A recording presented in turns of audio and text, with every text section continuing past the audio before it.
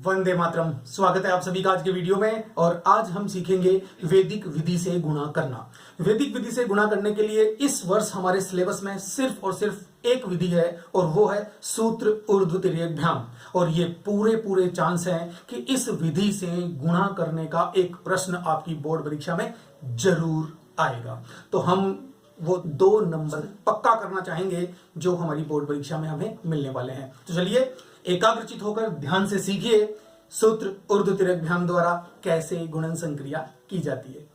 हमें 237 को 54 से गुणा करना है और गुणा करने के लिए हम यूज करने वाले हैं सूत्र ऊर्ध्व तिर्यक भ्याम। सूत्र ऊर्ध्व तिर्यक भ्याम से गुणा करने के लिए जो सबसे पहली बात हमें ध्यान रखने वाली है वो कौन सी है कि इन दोनों संख्याओं के अंक समान होने चाहिए। समान होने से मतलब इस संख्या में आप देख रहे हैं कि 3 अंक है, 3 डिजिट की यह संख्या है और यहां देख रहे हैं कि इस संख्या में केवल 2 ही अंक है, तो यहां भी 3 डिजिट होने चाहिए। तो वो कैसे प्राप्त करेंगे हम 237 को गुणा करना चाहते हैं 54 से और 54 को 3 डिजिट की संख्या बनानी है तो हमेशा जो पहले है वहां पर 0 लगा देंगे तो वो 3 डिजिट की संख्या बन जाएगी। आपने देखा कि 237 और 54 दोनों 3 डिजिट की संख्याएं बन चुकी है। तो अब इनका गुणा कैसे करते हैं? सूत्र ऊर्ध्व तिर्यक भ्याम से गुणा करने के लिए सबसे पहले हमें ग्रुपिंग करनी होती है, ग्रुप्स बनाने होते हैं, समूह बनाने होते हैं। देखिए कैसे, जरा ढंग से समझिएगा। यहां हम गुणा करने के लिए सबसे पहले हम केवल इस स्तंभ को लिखेंगे। कैसे? ऐसे, ये 2 और 0, तो एक ग्रुप तो बन गया ये। अब आपको सेकंड ग्रुप बनाना है और सेकंड ग्रुप में क्या करना है, इसके साथ इसको भी शामिल करना है, यानी इन दोनों डिजिट्स को लिखना है, यानी कि 2 और 3 और यहां क्या आ जाएगा 0 और 5। और इसके बाद आप देख रहे हैं कि हमने पहले एक अंक लिया, फिर दूसरा अंक उसके साथ लिया, तो दोनों को मिला के लिया और अब तीसरे में तीनों को मिला के लेंगे। तो यानी हम लिखने वाले हैं 2 3 7 और नीचे क्या लिखेंगे 0 5 4। अब क्योंकि आपने तीनों को शामिल कर लिया था तो अब आप इस एक को छोड़ दीजिए, एक को छोड़ देंगे क्योंकि 2 3 बार आ गया। तो अब हम लिखेंगे केवल 3 7 और यहां लिखेंगे 5 4 और लास्ट में क्या जाएगा, ये 3 भी छूट जाएगा, बचेगा क्या केवल 7 और 4। इस ग्रुपिंग को आप ढंग से समझ लीजिए। मैं एक एग्जांपल आपको ग्रुपिंग का और देता हूं। मान लीजिए हमें गुणा करना है 242 को 77 से। अगर 77 से गुणा करना है तो आपको पता है 3 अंकों की संख्या बनाने के लिए यहां 0 लिखना होगा।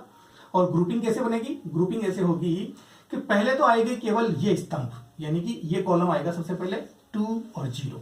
फिर उसके बाद हम इन दोनों को शामिल कर लेंगे, यानी इन दोनों कॉलम्स को शामिल कर लेंगे और शामिल करके लिखेंगे 2 4 और 0 7।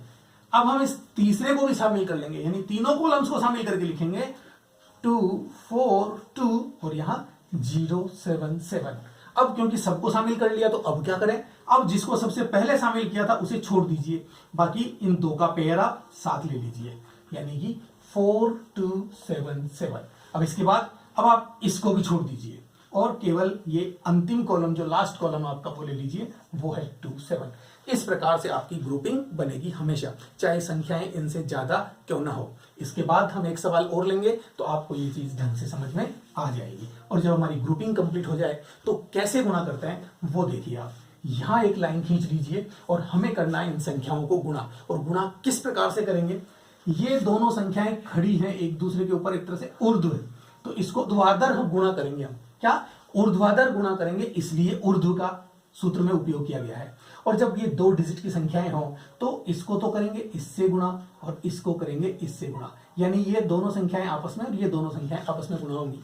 ये संख्याएं किस प्रकार से गुणा हो रही है? तिरछी गुणा हो रही है।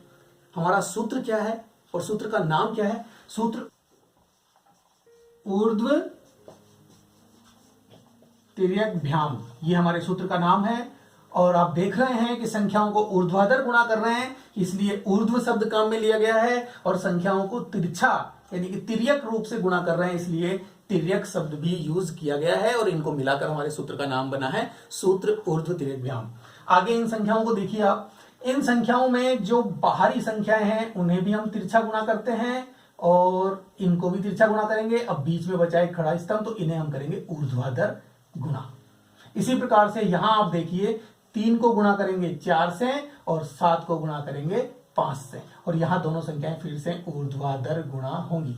तो इस प्रकार से हम इन संख्याओं का गुणा करेंगे। जरा देखिए कैसे। विधि आपको लंबी लग रही है? जी नहीं, अगर आप अभ्यास करेंगे तो बहुत ही इजी तरीके से सवालों को हल कर पाएंगे। तो देखिए कैसे। 2 को आप 0 से गुणा कीजिए और यहां लिख दीजिए। 2 को 0 से गुणा करूंगा तो क्या मिलेगा मुझे? 0, और यहां आप इसको अलग कर दीजिए दूसरे ग्रुप से। अब क्या करेंगे हम? 5 को गुणा करेंगे 2 से तो 5 दूनी 10 प्लस, और 0 को गुणा करेंगे 3 से तो क्या आएगा? 0। इस प्रकार से आपको गुणा करना है, और एक ग्रुप में जितनी संख्याएं हैं तो गुणनफल को योग करके यहां लिखना है। अभी हम अलग अलग लिख रहे हैं ताकि आपके अच्छे से समझ में आ जाए। 4 को गुणा करेंगे 2 से तो 4 दूनी 8 प्लस, 0 को गुणा करेंगे 7 से तो 0 प्लस, 5 को गुणा करेंगे 3 से तो 5 3 15। इस प्रकार से आप लिखेंगे। और फिर से ग्रुप। अब नेक्स्ट ग्रुप की बात करते हैं। 4 3 12 प्लस 5 7 35, ये भी कंप्लीट हुआ। और लास्ट में अंतिम ग्रुप बचा हुआ है 7 चौक 28। ये इस प्रकार से गुणा करने के बाद अब हम इन्हें जोड़कर एक संख्या बना लेंगे। तो सबसे पहले तो हमारे पास मिल रहा है 0, 0 के बाद 10 प्लस 0 10, फिर आपका 8 प्लस 0 प्लस 15, तो कितना हुआ? 15 प्लस 8 कितना हुआ? 23। ये लीजिए। अब 12 और 35 को जोड़ दीजिए। 5 और 2 7, 3 और 1 4, यानी कि 47, और लास्ट में कितने हैं? 28। अब आपको क्या करना है ये भी जरा आप ढंग से देख लीजिएगा।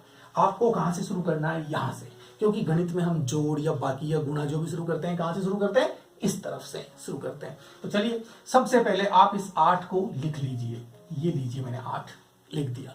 अब आपको क्या करना है? ये जो बची हुई संख्या है, यानी कि आपको केवल इकाई का अंक यहां लिखना है, और जो संख्या यहां छूट जाती है, जो बच जाती है, उसे आपको इससे जस्ट पिछली संख्या में जोड़ देना है। तो ये 2 आकर क्या होगा कि यहां जुड़ जाएगा। यहां जुड़ेगा तो यहां कितना हो गया? 49। कितना हुआ? 49। समझ में आ रहा है? आपके लिखने की जरूरत नहीं है, लेकिन मैं लिख रहा हूं ताकि आपके समझ में आ जाए। 49 का यहां फिर 9 आ जाएगा, और ये 4 कहां जाएगा? यहां, और ये 4 यहां आके जुड़ जाएगा। 4 यहां आके जुड़ जाएगा तो यहां कितना होगा? 4 और 3 7, और ये 2 27। फिर 27 का इकाई का अंक यहां आ जाएगा 7, और ये 2 कहां चला जाएगा? यहां, और 2 यहां जुड़ेगा तो कितना हो जाएगा? 12, और 12 का क्या आ जाएगा यहां पर इकाई का अंक? 2। 1 कहां जाएगा? यहां, और यहां जुड़कर क्या आएगा? 1, और यहां अकेला बचा 1। तो ये जो संख्या आपको प्राप्त हुई है वो हमारा आंसर है, इन दोनों का गुणनफल। तो ये हमें प्राप्त हुआ गुणनफल। इस प्रकार से आप सूत्र ऊर्ध्व तिर्यक विराम द्वारा संख्याओं को गुणा कर सकते हैं। यहां आपने 3 डिजिट की एक संख्या देखी है और उसे किस प्रकार से गुणा किया आपने समझा है। अब मैं लेता हूं 4 डिजिट की एक संख्या और हम उसे किस प्रकार से गुणा करेंगे। चलिए लेते हैं 4 डिजिट की एक संख्या और सीखते हैं सूत्र ऊर्ध्व तिर्यक विराम को। तो ये रही 4 डिजिट की एक संख्या जिसमें हमने 4 डिजिट लिए हैं, और इनको सूत्र ऊर्ध्व तिर्यक से कैसे गुणा करेंगे जरा देखिए। हमें वही काम करना है, सबसे पहले ग्रुपिंग करनी है। और ग्रुपिंग कैसे कि सबसे पहले हम पहले स्तंभ को लिखेंगे। ये लीजिए, हमने पहला स्तंभ लिख दिया। इसके बाद में दूसरे स्तंभ को भी साथ लेके दोनों को एक साथ लिखेंगे। ये लीजिए, हमने 2 3 और नीचे से 6 7 इसको भी लिख दिया। अब हम तीसरा समूह बनाएंगे, तीसरे में इस तीसरे स्तंभ को भी शामिल कर लेंगे, यानी तीनों को साथ लिखेंगे। हमारा उद्देश्य यही है ग्रुपिंग में, एक के साथ दूसरे को जोड़ते जाओ, और जब पूरे जुड़ जाए तो एक एक को छोड़ते जाओ। समझ में आ रहा है। सबसे पहले हमने 2 और 6 को लिखा, 2 और 6 के साथ हमने अगले कॉलम को फिर से शामिल कर लिया और हमने 23 और 67 लिखा। इसके बाद में हम क्या करेंगे, इन तीनों को शामिल कर लेंगे और इन तीनों के साथ लिखेंगे। देखिए कैसे, 2 3 4 और नीचे क्या लिखेंगे, 6 7 और 8। और अगली बार क्या करेंगे, इन तीनों के साथ इस चौथे स्तंभ को भी शामिल कर लेंगे। तो हम लिखते हैं 2 3 4 5 और साथ में लिखेंगे 6 7 8 1।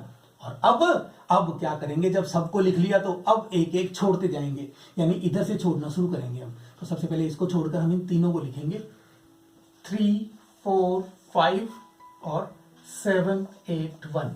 और इसके बाद अब हम इसको भी छोड़ देंगे, इन दोनों को लिखेंगे 4 5 और साथ में क्या आएगा 8 1। और अब लास्ट में इसको भी छोड़ देंगे और 5 और 1 को लिखेंगे। तो ये 5 और ये 1। इस प्रकार से हमारी ग्रुपिंग हो गई पूरी। और ग्रुपिंग पूरी हो गई तो तो अब आप लाइन खींच दीजिए और सबको गुणा करके लिखिए। तो सबसे पहले ये होगा ऊर्ध्वाधर गुणा, और ये तिर्यक तथा ये ऊर्ध्वाधर, ये तिर्यक और ये भी तिर्यक। जहां तक तिर्यक हो सकता है वहां तक तिर्यक लेते हैं। अगर सम संख्या में है तो हमेशा तिर्यक ही होगा, और विषम संख्या में है तो एक संख्या को ऊर्ध्वाधर गुणा भी किया जाएगा।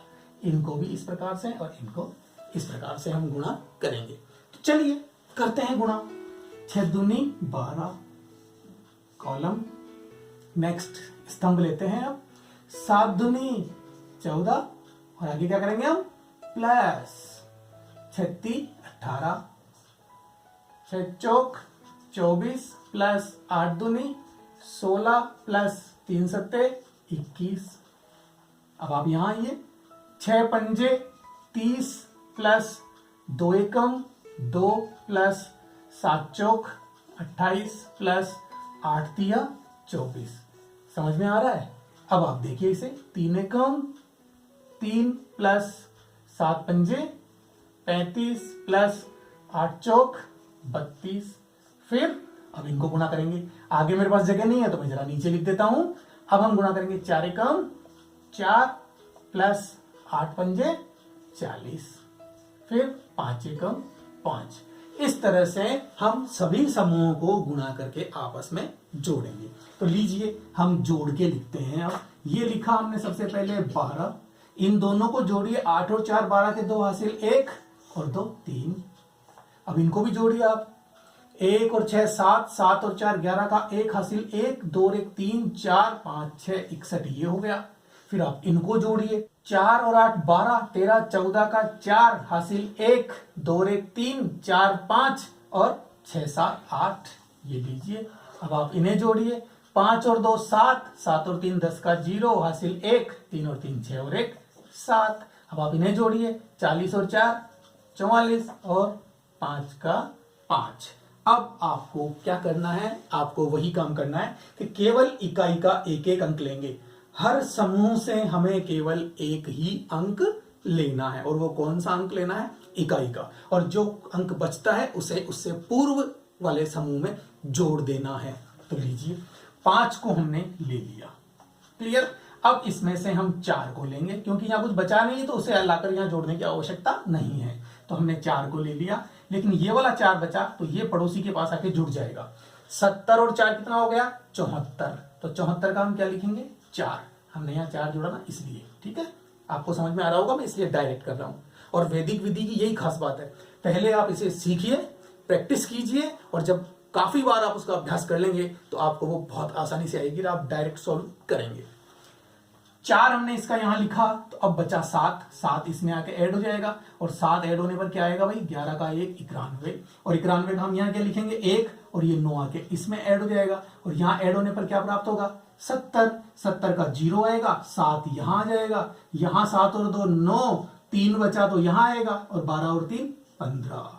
ये लीजिए, ये आपका आंसर आ गया। इस तरह से सूत्र ऊर्ध्व तिर्यक व्यायाम द्वारा हम किसी भी संख्या को गुणा कर सकते हैं, किसी भी संख्या से, यानी किसी भी प्रकार की संख्याओं को इस विधि से गुणा करना संभव है। जबकि आपके सूत्र एक अधिक n पूर्व सूत्र एक न्यून पूर्व से यह संभव नहीं होता है। इसलिए आपकी वैदिक गणित में सबसे महत्वपूर्ण विधि है सूत्र ऊर्ध्व तिर्यक व्यायाम।